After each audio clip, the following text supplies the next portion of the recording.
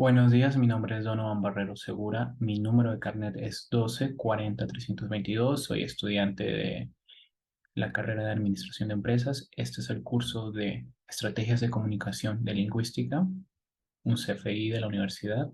Mi sección es la número 12 vespertina. La licenciada a cargo es Hilda Méndez Castillo. Yo tengo la tarea de leer el capítulo número 2 y establecer ideas principales o lectura compresiva del capítulo 2 de Don Quijote de la Mancha. Capítulo 2, que trataba de la primera salida de su tierra hizo el ingenioso Don Quijote. Hechas, pues estas prevenciones no quiso aguardar más tiempo a poner en efecto su pensamiento, apretándole a ello la falta que él pensaba que hacía en el mundo su tardanza.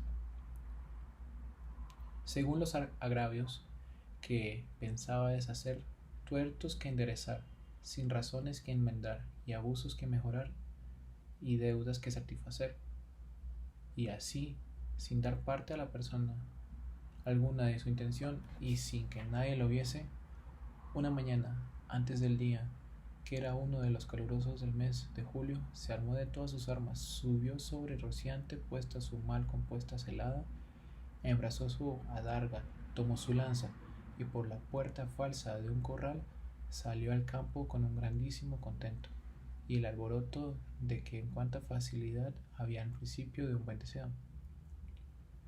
Mas apenas se vio en el campo cuando le asaltó un pensamiento terrible, y tal que por poco le hiciera dejar la comenzada empresa, y fue que le vino a la memoria que no era un armado caballero, y que conforme a la ley de caballería ni podía ni dejar tomar armas con ningún caballero, y puesto que lo fuera había de llevar armas blancas, como no ve el caballero, sin empresa en el escudo, hasta que por su esfuerzo de ganarse estos pensamientos le hicieron titubear en su propósito, mas pudiendo más su locura que la razón alguna, propuso de hacerse armar caballero de primero que topase, a imitación de otros muchos que así lo hicieron, según él había leído en libros que tal tenían. En lo de las armas blancas pensaba limpiarlas de manera que, teniendo lugar, que lo fuesen más que un armiño, y con eso se quitó, se prosiguió su camino, sin llevar otro, aquel que caballo quería, creyendo en aquello que consistía las fuerzas de las aventuras. Yendo, pues caminando nuestro flamento aventurero, iba hablando consigo mismo, y diciendo, ¿quién duda sino que en los venideros tiempos, cuando salga a la luz de la verdadera historia de famosos hechos, que el sabio que los escribiese no ponga, cuando llegue a contar de esta primera salida tan de mañana, de esta manera? Apenas había Rubicondo Apolo tenido a la faz de la ancha y espaciosa tierra de las doradas hebras de un hermoso cabellos, y apenas los pequeños y pintados pajarillos con arpas lenguas había saludado con dulce y meliflua armonía la venida de la rosadora aurora, que dejando la blanda cama del celo marino, por las puertas y balcones del machengo horizonte a los mortales se mostraba, cuando el famoso caballero Don Quijote de la Mancha, dejando las óseas plumas, subió sobre su famoso caballo rociante y comenzó a caminar por el antiguo y conocido campo de Montiel, y dijera la verdad que él caminaba, y añadió diciendo, dichosa edad y siglo dichoso aquel, donde saldrían a la luz las famosas hazañas mías, dignas de estallarse en bronces, escupirse en mármoles y pintarse en tablas para memoria de lo futuro. Oh tú sabio encantador, quien quiera que seas, a quien ha de tocar el coronista desde peregrina historia. Ruego que no te olvides de mi buen rociante, compañero eterno mío en todos los caminos y carreras. Luego volvía diciendo, como si de verdad fuese enamorado. Oh princesa Dulcinea, señora de cautivo corazón, mucho agravio me haberes fecho en despedirme y reprocharme en el riguroso afincamiento de mandarme aparecer ante la vuestra formorosa. Plegaos, señora de membranos desde vuestro sujeto corazón, que tantas cuitas por nuestro amor pladece. Con estos iba descartando otros disparates. Todo al menudo de sus libros le había enseñado, imitando en cuanto podía su lenguaje. Con esto caminaba tan despacio, y el sol entraba tan aprisa, con tanto ardor que fuese bastante a derretirle los sesos y sin algunos tuviera. Casi todo aquel día caminó sin acontecerle cosas de contar fuese, de todo cual desesperaba porque siempre topar luego con quien hacer experiencia el valor de su fuerte abrazo. Autores hay que dicen de la primera aventura que le vino fuente de la Puerto Lapice, otros dicen que los dos molinos del viento, pero lo que no he podido averiguar en este caso y lo que he hallado escrito en los anales de la Mancha es que él anduvo todo aquel día, y el anochecer y su rocín él se hallaron cansados y muertos de hambre, y que mirando a todas partes por si descubrieran algún castillo y alguna majada de pastores donde recogerse, a donde pudiese remendar su mucha hambre y necesidad. Vio, no lejos en el camino por donde iba, una venta que fuese como si vinieran estrellas los portales, sin no alcanzar en su rendición le encaminaba. Diose prisa a caminar y llegó ahí al tiempo de anochecía. Estaban acaso a la puerta dos mujeres mozas, de estas que llamaban del partido, las cuales iban a Sevilla con unos arrieros en la venta de aquella noche. Acertaron a hacer jornada, y como a nuestro aventurero todo cuanto pensaba, veía o imaginaba le parecía ser hecho, y a pesar del modo de lo que había leído, luego que vio la venta, se le representó que era un castillo con sus 4 torres y chapiles de luciente plata, sin faltarse un puente levadiza y onda cava, con todos aquellos adherentes que semejantes castillos se pintan. Fuese llegando a la venta, y que a él le pareció un castillo, y a poco trecho detuvo las riendas del rociante, esperando que algún enano se pusiese entre las almenas a dar la señal con alguna trompeta que llevaba el caballero del castillo. Pero como si vio que se tardaban y el rociante se daba prisa por llegar a la caballeriza, se llegó a la puerta de la venta y vio a dos distraídas mozas que allí estaban, y en alquiler 2 hermosas doncellas y 2 gracias damas que delante de la puerta del castillo se estaban solozando. En esto sucedido, acaso que porque andaban recogiendo de unos rastrojos una manada de puercos, que sin perdón así se llamaban, tocó un cuerno, a cuya señal ellos se recogen, y al instante se le representó a Don Quijote lo que deseaba, que era que algún enano hacía señal de su venida, y así con extraño contenido llegó a la venta y a las damas, las cuales como venir a nombre de aquella suerte armado y con lanza y aderga llenas de miedo, se iban a entrar a la venta, pero Don Quijote, coligiendo por su vida y su miedo, alzándose la visera de papelón y descubriendo su seco y polvoroso rostro, con gentil talante y voz reposada les dijo: no fuyan las vuestras mercedes, ni teman desaguiando alguno, ca la orden de la caballería que profesó, non toca anje facerle a ninguno, cuanto más altas las doncellas, como vuestras presencias demuestran. Miradle las mozas, y andaban con los ojos buscándole el rostro, que la mala visera le encubría más que oyeron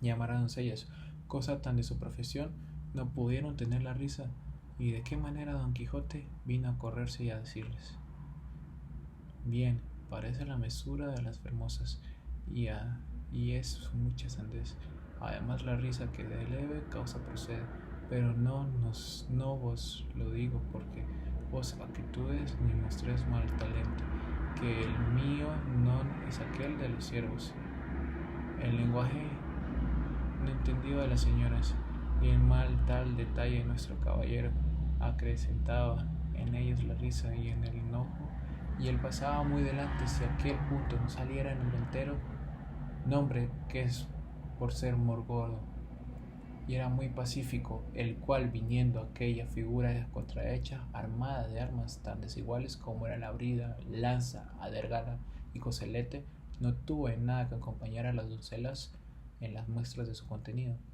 Mas, en efecto, temiendo la máquina de tantos pretextos, determinó que era hablarle comedianamente. Y así les dijo: Si si vuestra merced, señor caballero, busca posada, amén del lecho, porque esta venta no hay ninguno. Todos los demás hallará en ella en mucha abundancia. Viendo Don Quijote la humildad del alcaide de la fortaleza, que le pareció en él el vendentero y la venta, respondió: Para mí, señor Cayetano, cualquiera cosa basta. Para mis arreos son las armas, mi descanso el pelar, etc. Pensó en el huésped que había llamado castellano, y había sido por haberle parecido los sanos Castilla, aunque el andaluz y de las playas de San Lucas no menos ladrón que cagado, ni menos valiente que estudiante o apaje. Así le respondió: Según eso, las camas de vuestra merced serían duras peñas y dormir siempre velar, y siendo así, bien se puede apiar con seguridad de hallar en esta choza ocasión y ocasiones para no dormir en todo un año, cuanto más es una noche. Y diciendo esto, fue a tener el estribo a Don Quijote, el que se apeló con mucha dificultad, y que trabajó como aquel en todo aquel día no había desayunado. Dijo al huésped que tuviese mucho cuidado con su caballo, porque era de la mejor pieza que comía en el pan del mundo. Mirándole el ventero, y le pareció tan bueno que Don Quijote decía ni aun la mitad acomodándose en la caballerizía. Volvió a ver lo que el huésped mandaba, al que estaban desarmadas las doncelas, y que éste ya había reconciliado con él, las cuales, aunque le habían quitado el peto y el espaldar, jamás supieron ni pudieron desencajarle la cola, ni quitarle la contrahecha el celada que traía atada con unas cintas verdes, y era menester cortarlas, por lo que no poder quitar los ñudos, más que él no pudo consentir de ninguna manera, y así se quedó toda aquella noche con celada puesta, que era la más graciosa y extraña figura que se pudiese pensar, y al desarmarle como él imaginaba que aquellas traídas llevaban desarmadas en algún principio las señoras, y además el castillo les dijo mucho donaire. Nunca fue caballero de damas, que tan bien servido como como fuera Don Quijote, cuando la aldea vino, doncelas curaban de él, princesas del Rocío. Oh rociante, que este es el nombre, señoras mías, de mi caballo, y Don Quijote de la Mancha el mío, que, puesto que no quisiese descubrirme fasta, que las hazañas fechas de vuestro servicio y pro descubrieran la fuerza que acomodara el propósito presente del romance viejo Lazarote, ha sido causa del sepáis mi nombre, antes de toda la sazón. Pero tiempo que vendría las vuestras señoras manden y obedezca, y el valor de mi brazo descubierto deseo que tengo servios. Las mozas, que no estaban hechas a oír semejantes retóricas, no respondían palabra, solo le preguntaron si querían comer alguna cosa. Cualquiera allentaría yo, respondió Don Quijote, porque a lo que entiendo me haría mucho caso. A dicha y acertó a servirnos aquel día, y que no había en toda la venta sino unas raciones de pescado. En la Castilla llamaban navadejo, y en Andalucía bacalao, y en otras partes curadillo, en otras truchela, preguntándome si ventura comería su merced truchela, y que no había otro pescado que darle a comer. ¿Cómo haya muchas truchelas? Respondió Don Quijote, podría servir de una trucha, porque eso se da que den 8 reales en sencillos, que en una pieza a 8, cuanto más que podría que fuesen estas truchelas como la ternera, que es mejor que la vaca, el cabrito es que el cabrón. Pero sea lo que fuese, venga luego, que el trabajo y el peso de armas no se pueden llevar sin el gobierno de las tripas. Pusiéndole la mesa en la puerta de la venta por el fresco, trujóle al huésped una porción del mal remojado, y peor con su cocido bacalao, y el pan tan negro y mugriento como sus armas. Pero era materia de grande risa verle comer, porque como tenía puesta la celada y el alza la víspera, no podía comer nada en la boca con sus manos sin otro que no le ponía. Y así una de las pequeñas señoras servía de este menester, mas al darle de beber no fue posible, ni lo fuera si el vertero no ahorrara una caña. Y puesto el cabo de la boca y el otro le iba echando un vino, y todo esto le recibía en paciencia, a trueco de no romper las cintas de la celada.